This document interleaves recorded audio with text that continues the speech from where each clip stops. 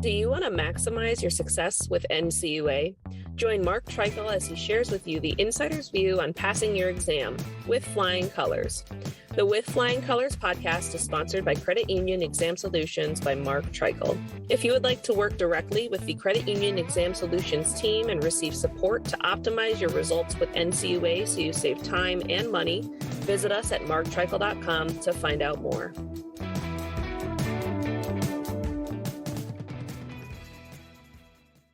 Hey everyone, this is Mark Treichel with another episode of With Flying Colors. I'm back with Steve Farrar and Todd Miller of my team here at Credit Union Exam Solutions and also formerly of NCUA. Guys, how you doing today? Very good. Very good. Very good. All right. We have folks who listen to every episode, and we have folks that listen to episodes based on what the topic is. And we might have some new listeners today. So if you guys could give a little bit of your background at NCUA before you changed teams with me and started helping credit unions, what was your journey at NCUA? And let's start with Steve today. Welcome everybody. I always refer to my career at NCUA was two parts. First part in the field with the credit unions. Second part in the central office in the Division of Risk Management. But while in the field, I got to do just a big variety of examinations. Most of that career was as a problem case officer and got to be involved in problem credit unions and their resolution throughout the country. Then a second stint, another 15 of my 30-some years in the central office in Division of Risk Management. I worked on a mini project, and one that'll come into place here was I worked on the training that was provided to examiners on problem resolution. And in that was that we'd hired a person that taught conflict resolution specifically. And that training session was one day for each examiner. And that was one of the things that they said was one of their best things. So examiners are trained to be able to listen well and to deal with conflict. And I think that was important. But so I'll just end it right there for going into this podcast. Very good. And Todd? So I spent 34 years with NCUA. I can break my career into three parts. Probably the first third from 87 to 2000 or so. I was an examiner, problem case officer in the Western region. That middle third from 2000 to 2010, I was a capital market specialist. Dealt with your larger complex credit unions in the Western region.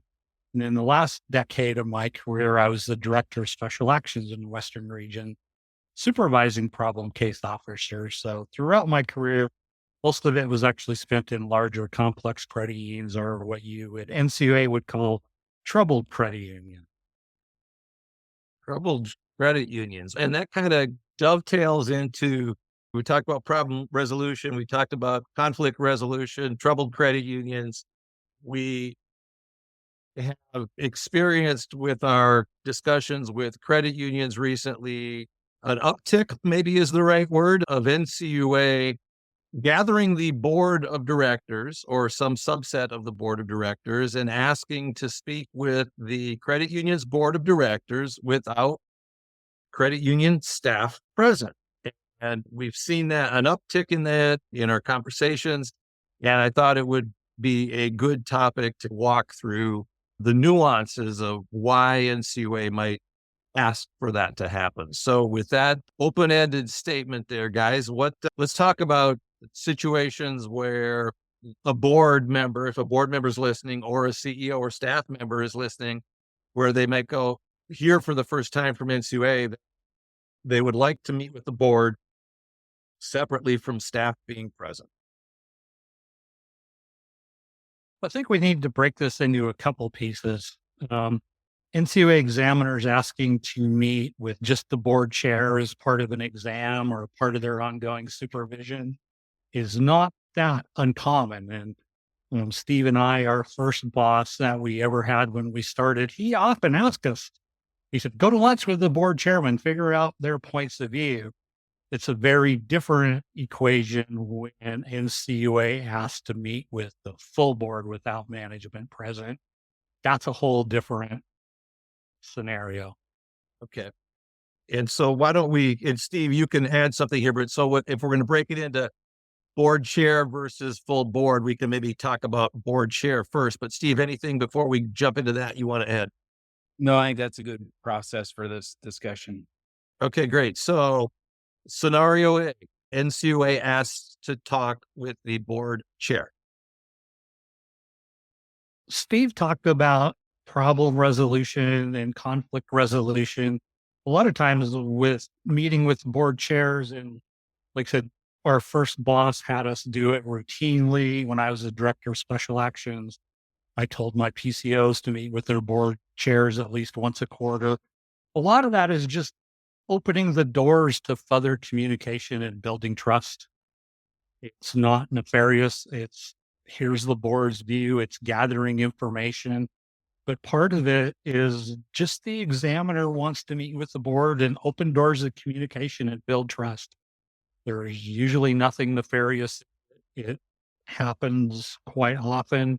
It probably should happen more often than it does. So in those situations, I think just as a board chair, take it as an opportunity to learn a little bit more about your examiner, what concerns them, and take it as an opportunity to educate your examiner what you as a board want from your credit union, what your focus is, how you focus on serving the members. Use it as an opportunity to open doors and exchange information about your credit union and your board. Yeah, I think that's the real key is that regular dialogue can be extremely helpful. And unfortunately, that regular dialogue really occurs once the credit union is dealing with the emergence of problems, because they'll tend to spend more time with when you get to code 3 and stuff, that the regular dialogue will really start to kick up. And there also could be a fear, like it's a gotcha moment.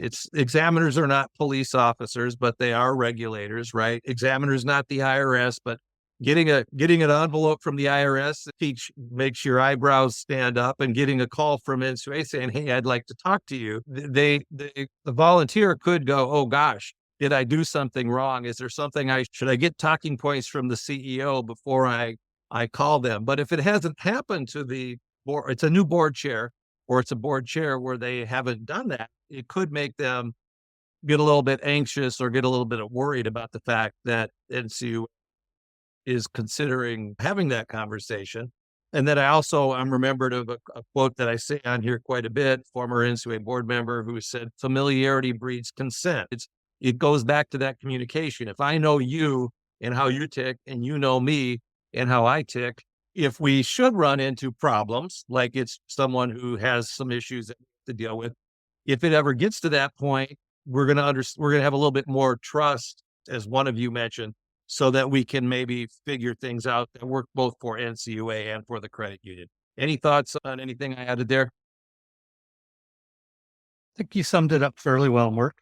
Yeah, and occasionally, I know I met with other board members apart from that, and they usually dealt with that there was some specific issue that I didn't think needed to be brought up to the entire board. I know one case that had a board member that was pretty seriously delinquent on an agriculture loan, and wanted to just get the sense of what was going on there, and what the other board members would be thinking about that. The other ones deal with when I would find or be informed of potential conflicts of interest. I would see when they start using board members' firms for architecture and other professional services, that might lead to the need for a conversation to make sure that was completely on the up and up. But those are examples of when I would meet with not just the board chairman, but specific board members. And in those instances, making sure on the up and up at the votes, that the individual recused himself from the vote, that they did a competitive bid. And also, as you were explaining that, I did myself here, I pictured you like Peter Falk in Columbo, asking open-ended questions to try and get to the truth. Yeah, and they would do that. Oh, one more thing. Just one more thing. Yep. Yeah. But the other thing we're also interested in as examiners is the powers within the board. Some boards are overwhelmed by one member of the board, and it really helps if the examiner is aware of who that is and why that situation exists, and is it creating a problem or not. That's a good point. We had, when I was at NCUA, we had training an author of a book called The Loudest Duck. And the concept was whoever the loudest duck is, group of ducks, a gaggle? Gaggle's geese. I don't know what a group of ducks is. Whatever the loudest duck is, that's who you hear, right? And so you can have these dynamics of group dynamics of a board or at NCUA executives where there's someone who dominates those conversations, which can have positive and negative effects. Yeah. And on those one meetings, it's important when it's less of a group is if the examiner asks a question and it's just you and the examiner and you don't know the answer, just admit that I don't know the answer to that one, but I can get back to you on that.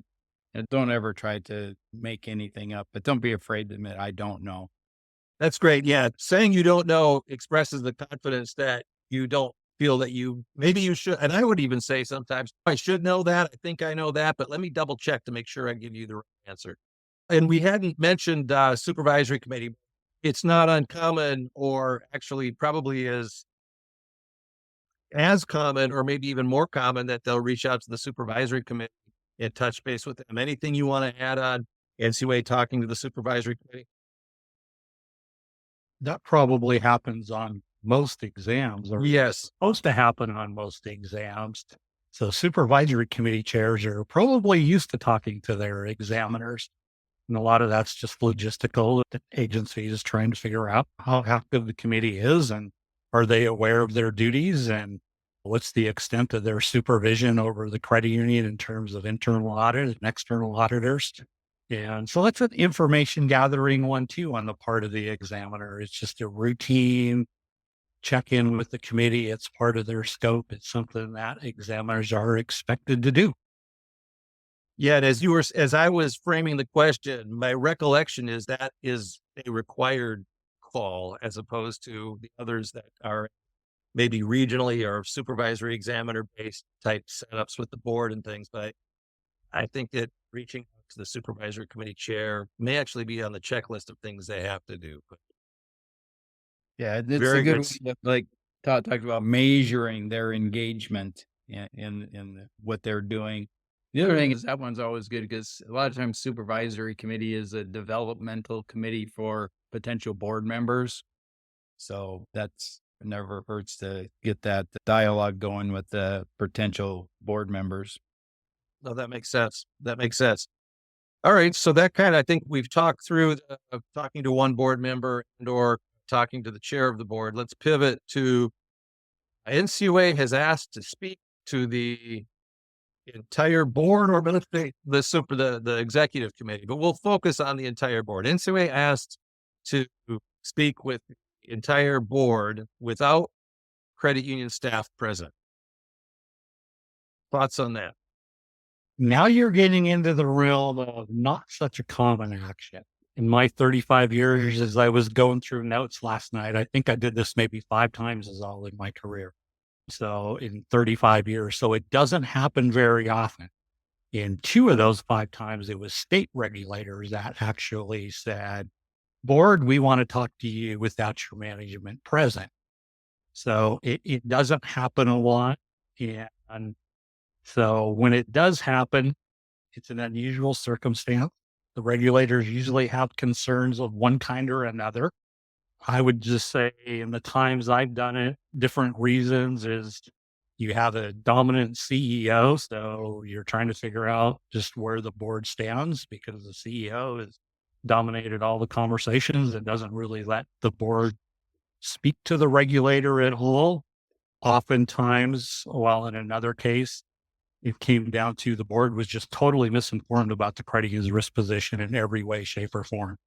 You can say the CEO or management team was either intentionally or unintentionally not keeping the board informed about the whole risk position of what was going on in the credit union. Other instances, we've done it in those 5 things is you have a board that's not holding management accountable for doing their job. And from a board governance position, hiring the CEO and holding them accountable is one of the primary functions of the board. And so we had a case where that wasn't happening. And in one of the cases, it was a prelude in a way to maybe prevent NCUA from having to take other administrative actions. It's to inform the board, this is what needs to happen. It wasn't a pleasant conversation. It's you're going to do A or B, or NCUA is going to take the next administrative action. So in my cases, those were the reasons where I was personally involved in it. But boards should be aware it's not a usual practice. And in fact, it's happens very rarely. But as we're seeing with our clients, it's happening more frequently. And today with like Code 2 credit unions. And wait, that's never happened in my career in the past. So there's some other things potentially going on. And I think is that if you're a chairman and you get that phone call that NCUA wants to meet without a management president, probably asks is, are you able to provide me with a just brief agenda that I can share with the other board members so that we can be, if we need to do any preparation for that meeting? They may say, no, this is item we're going to talk about. And that kind of would tell you a lot if they say, I'm hesitant to provide you a agenda ahead of time. Keep in mind, you should have a good idea of what the trajectory of your credit union is.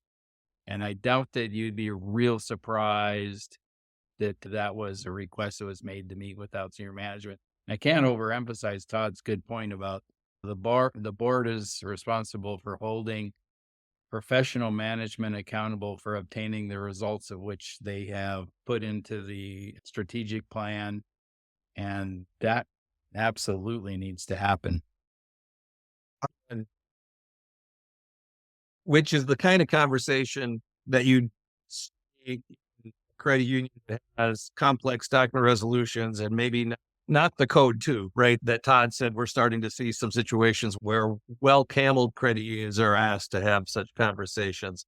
And I don't know if that's a change in policy at NCUA, or as you and I know that regions do things a little bit different. There might be a rhythm to what's going on. And of course, there's a National Supervision Policy Manual, but regional directors can influence how things are done. ARDs, Associate Regional Directors of Operations, can influence it. Supervisory examiners, Director of Special Actions can influence how their group of 10, 15 examiners are handling things. So, but we've seen also some things in all of the regions and all of the organizations that touch credit unions. So it's a very interesting trend. And you talk about importance of responsibility and accountability with staff. Ultimately, who the credit union employs, as long as they're bondable, is up to the credit union. It's really important that the credit union operate in a safe and sound manner, but who's employed is the responsibility of the credit union. And so it can get into a delicate situation there if they're trying to point out issues that could go into that arena. I don't know if we want to go down that path in this podcast here today, or if that might be a story for another day. I want to go through one of the topics I want to bring up is, one of the questions that you might have as a board member based on that trajectory of your credit union and what you know is going on is, do you feel like you need to have legal representation at that meeting? Because I know it's always a joke that I had. I used to get called in when I was just an examiner in a PCL, that the regional director just usually wanted to catch up with me. And I would always ask jokingly, oh, do I need to bring my lawyer? And everybody laughed. And then one time there was a meeting, I was like, I don't know, you might want to think about it today. But I think that's important that you can question and you can ask people, do you think it would be appropriate for us to have counsel at that one? And you can ask that, but it is your decision if you need counsel. Then it really needs to be clear that if you bring counsel to that meeting, who they're representing, because it would be the question I always ask if counsel is there. Do you represent the board? Are you representing an individual board member? But you wouldn't have somebody that's representing the CEO. So I think those are issues that you have to clearly consider. You guys' thoughts on that? I've asked that question of attorneys a few times when they've been present. I want to circle back to your whole comment about the board asking the regulators if they have an agenda and are willing to share with it. Because the simple fact of the matter is a regulator, NCUA, state regulator, they don't ask to meet with the board unless they have an agenda. Now, they might not want to share it in writing, but be assured they have an agenda. So I think along with the general counsel recommendation that Steve brought up, I think there's a couple things that boards need to keep in mind when they're asked for this. One, I'd recommend you don't refuse them. Refusing to meet with the regulator is just inviting additional actions or administrative actions on their part, and you probably don't want to go down with that path. So if NCUA or a state regulator asks to meet with the board with that management present, as a board, you should probably agree to do that. Refusing is probably not in the credit union's interest. But in terms of the meeting itself, like Steve had mentioned earlier, asking for an agenda ahead of time is good. Whether they'll give you one or not is a different thing, or they might give you a verbal one and not a written one. It is good to perhaps have your attorney present. I think as a board, one thing you have to be very careful about during these meetings is that you don't agree to anything. Go there and listen, have questions back and forth. But as a board in a pressured meeting where you might not have a clear agenda on the part of the regulators, I think it's important as a board, you go and listen and you keep an open mind. But at that specific meeting, don't agree to anything with the regulators at that meeting. You need a chance to talk that over with your fellow board members away from the regulators. You need a chance to involve your executives. You need a chance to potentially involve your credit union's counsel. So be careful that you don't agree to anything, to agree to take any actions. You might agree that a problem exists or something that they bring up, but don't agree to take any actions at a meeting of that nature. You might even consider asking to record the meeting. If it's with NCUA, they generally have to allow you to do that. There are certain state regulators that will not allow you to record meetings with them. So that answer to that question can go either way. I've been in meetings like this. Sometimes state regulators are present in a state chartered credit union, and sometimes it's been just with federal credit unions. But there are some states out there that will not allow you to record meetings, but you might think about asking if you can record the meeting, take notes.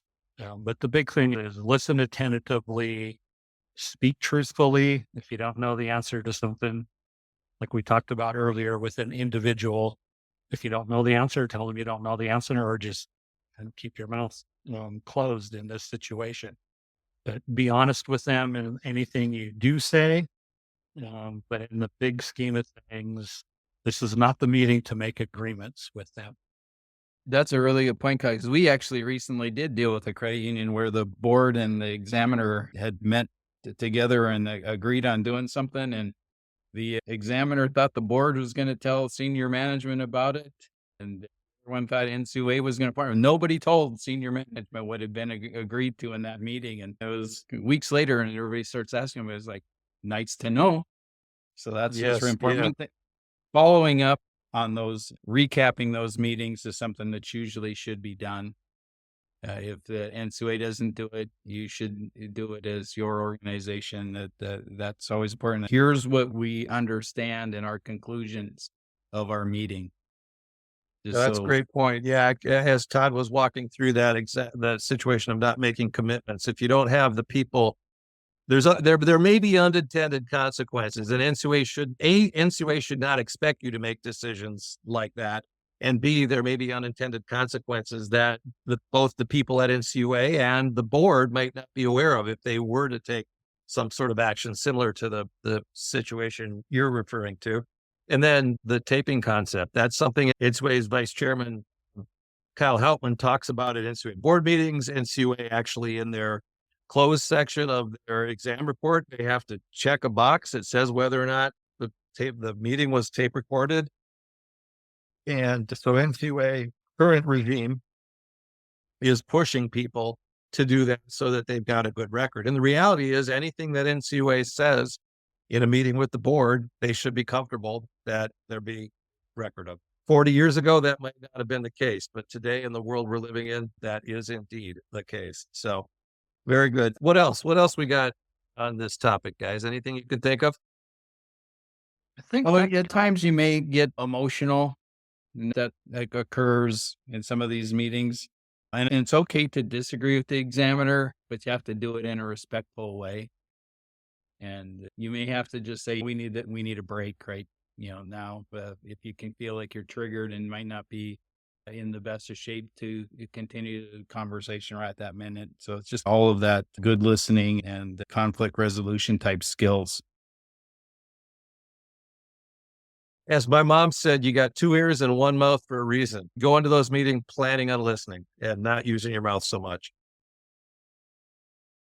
Steve speaks about emotional stuff in the big scheme of thing of my career. It never bothered me when boards got emotional, especially if you were giving them news that was unexpected to them or they perhaps didn't want to hear. I found quite often if they got emotional, it was helpful in the long run because they would go back later and they would rethink their whole position and go over everything that they were told. And quite often it was a catalyst to moving forward. Yeah, the 7 stages of grief. You gave them maybe some bad news about something that they weren't aware of, and they're going to have some emotions there. Yeah, this is an interesting topic, guys. Again, we're seeing it more frequently. Todd, on the front end, you had mentioned you saw it less than 5 times. And I'm recalling 3 in particular, and 2 of those 3 were actually state exams where they called them into the office and said, you're coming to the office and you can leave your staff at home. And states tend to be a little bit more aggressive in that maneuver. At least they did back when you and I and Steve were at NCUA. Like out of my 5, it was state commissioners twice, once on the Canadian border and once the state on the Mexican border. So extreme north and south. And in those cases, both times the commissioners, the highest level at the state, they went to the credit union, but it was pretty clear that state commissioner was in charge of the meeting and they had very specific reasons for meeting with those credit unions without their management present. Same in the one I was involved with. Very good. It's happening more frequently. If it happens, consider having your attorney present, consider tape recording, listen more than committing to actions if it should happen. And any last thoughts again before we wrap up here, guys? I'm just going to reemphasize Steve's point. Ask them if they have an agenda. Yeah. And examiners are people, and they're usually after the best interest of your institution. So just keep that in mind. Great point. Great point. As always, this is fun. It's fun chatting with you guys about these topics. I think we all probably sparked a synapse in our brain of a story that we hadn't thought of for a while, which makes us smile. And I appreciate your time, Steve and Todd. Have a great day, Mark.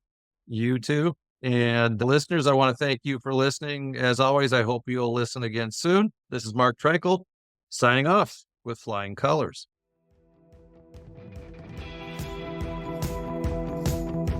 Thank you for joining us on this episode of With Flying Colors. Subscribe on your favorite podcast app to hear future episodes where subject matter experts of all varieties will provide tips on how to achieve success with NCUA. If you would like to learn more about how we assist credit unions, check out our services at marktreichel.com.